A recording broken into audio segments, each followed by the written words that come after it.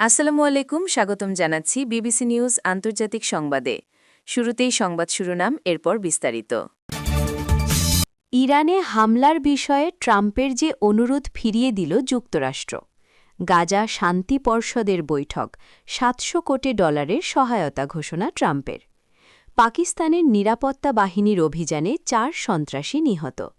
জাতিসংঘের ট্রাম্পের নামমাত্র অর্থ প্রদান, গভীর সংকটে বিশ্ব সংস্থা। দর্শক, এতক্ষণ শুনছিলেন সংবাদ শিরোনাম। এখন বিস্তারিত। আপনি যদি ইসরায়েলের ধ্বংস চান এবং মুসলিমদের পাশে থাকেন, তাহলে ভিডিওতে লাইক করে চ্যানেলটি অবশ্যই সাবস্ক্রাইব করে দিবেন এবং আপনার মূল্যবান মতামত অবশ্যই কমেন্টে লিখে জানিয়ে দিবেন। এখন বিস্তারিত। ইরানে হামলার বিষয়ে ট্রাম্পের যে অনুরোধ ফিরিয়ে দিল যুক্তরাজ্য। ইরানের বিরুদ্ধে সম্ভাব্য সামরিক হামলায় নিজেদের বিমানঘাঁটি ব্যবহারের অনুমতি দিতে মার্কিন প্রেসিডেন্ট ডোনাল্ড ট্রাম্পের অনুরোধ ফিরিয়ে দিয়েছে যুক্তরাজ্য। ব্রিটিশ প্রধানমন্ত্রী কিয়ার স্টারমার সাফ জানিয়ে দিয়েছেন, আন্তর্জাতিক আইন লঙ্ঘিত হতে পারে এমন কোনো অভিযানে ব্রিটিশ ভূমি ব্যবহার করতে দেওয়া হবে না। দ্য টাইমসের এক প্রতিবেদনে বলা হয়েছে, মঙ্গলবার 17 ফেব্রুয়ারি ট্রাম্প এবং স্টারমারের মধ্যে ফোনালাপে এই বিষয়টি নিয়ে আলোচনা হয়, যেখানে ব্রিটিশ কর্মকর্তারা তাদের উদ্বেগের কথা স্পষ্ট করেন। মূলত ইংল্যান্ডের RAF ফেয়ারফোর্ড ঘাঁটিটি ব্যবহারের পরিকল্পনা করছিল যুক্তরাষ্ট্র, যা ইউরোপে মার্কিন ভারী বোমারু বিমানের প্রধান কেন্দ্র। এছাড়া ভারত মহাসাগরের কৌশলগতভাবে গুরুত্বপূর্ণ দিয়েগো গার্সিয়া ঘাঁটিটিও এই তালিকায় ছিল। দীর্ঘদিনের দ্বিপাক্ষিক চুক্তি অনুযায়ী তৃতীয় কোনো দেশের বিরুদ্ধে ব্রিটিশ ঘাঁটি ব্যবহার করতে হলে লন্ডন ও ওয়াশিংটনের মধ্যে আগাম সমঝোতা থাকা বাধ্যতামূলক। কিন্তু ইরানের ওপর সম্ভাব্য হামলাকে প্রিএমটিভ বা আগাম আক্রমণ হিসেবে বিবেচনা করে ব্রিটেন এই অনুমতি দিতে অস্বীকৃতি জানিয়েছে। গাজা শান্তি পর্ষদের বৈঠক, $700 কোটি সহায়তা ঘোষণা ট্রাম্পের।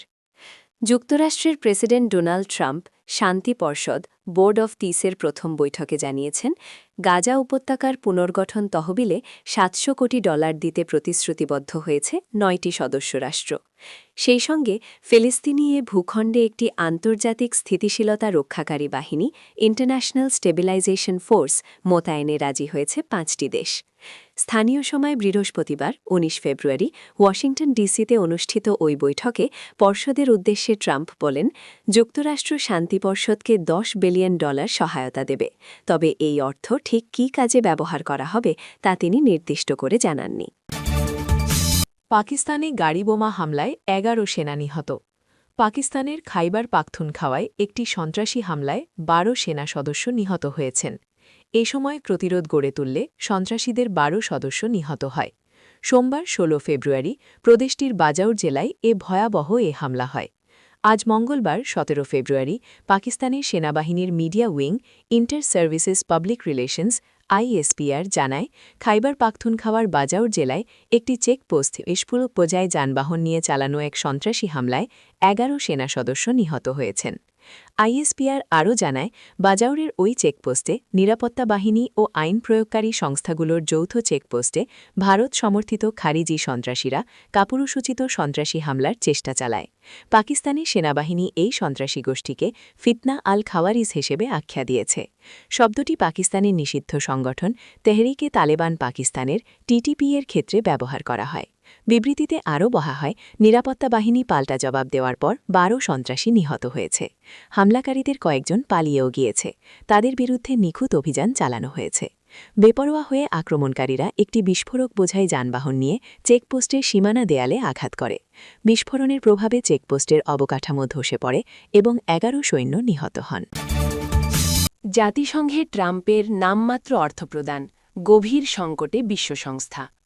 জাতিসংঘের প্রায় $4 বিলিয়ন $400 কোটি বিশাল বকেয়া পাওনার বিপরীতে মাত্র $16 কোটি পরিশোধ করেছে যুক্তরাষ্ট্র।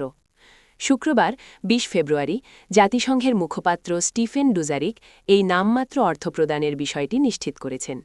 প্রেসিডেন্ট ডোনাল্ড ট্রাম্পের প্রশাসন যেখানে বারবার বিদেশি সহায়তা কাটছাঁট করছে এবং জাতিসংঘের কার্যকারিতা নিয়ে প্রশ্ন তুলছে, সেখানে এই সামান্য অর্থপ্রদান বিশ্বসংস্থার আর্থিক সংকটকে আরও ঘনীভূত করেছে। জাতিসংঘের হিসাব অনুযায়ী নিয়মিত বাজেটে যুক্তরাষ্ট্রের কাছে পাওনা প্রায় $2.196 বিলিয়ন, যার মধ্যে চলতি বছরেরই রয়েছে $76.7 কোটি। এর বাইরে শান্তিরক্ষা মিশনগুলোর জন্য বকেয়া রয়েছে আরও $1.8 বিলিয়ন।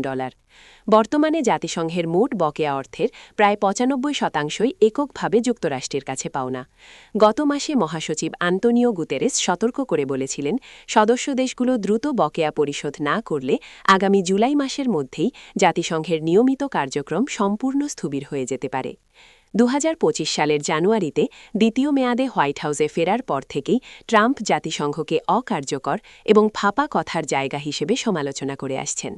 ইতোমধ্যে তিনি 31টি জাতিসংঘ কর্মসূচি থেকে যুক্তরাষ্ট্রকে সরিয়ে নিয়েছেন, যার মধ্যে গণতন্ত্র তহবিল এবং মা ও শিশু স্বাস্থ্য সংক্রান্ত গুরুত্বপূর্ণ প্রকল্পও রয়েছে।